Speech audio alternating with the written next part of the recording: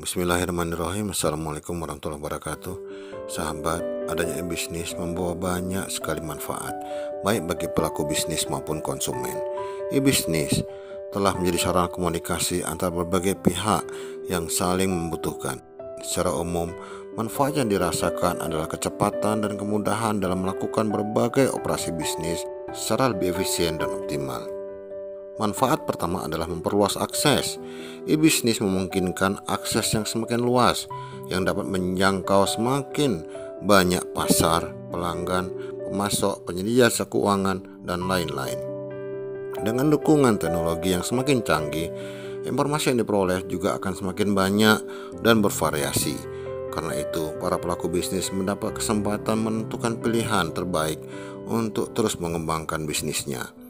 Semakin luasnya pasar, memiliki potensi makin banyaknya barang dan jasa yang dapat diserap konsumen, sehingga kinerja bisnis akan lebih baik.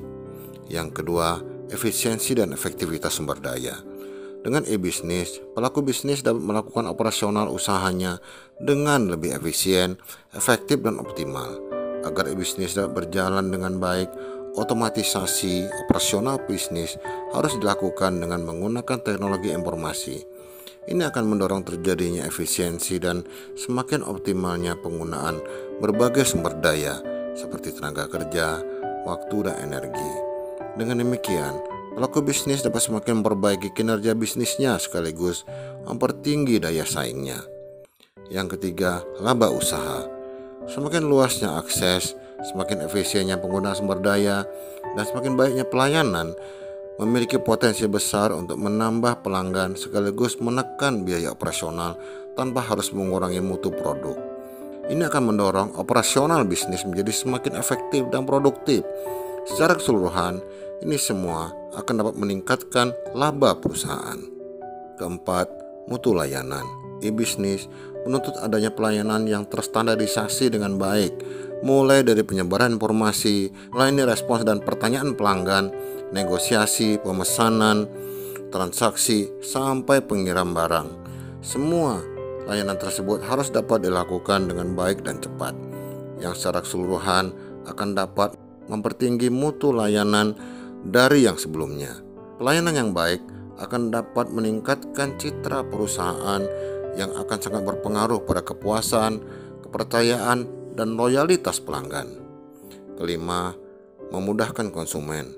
Dengan menggunakan e-bisnis, pelanggan dapat melihat berbagai pilihan produk lengkap dengan spesifikasi serta berbagai informasi pendukungnya melalui internet.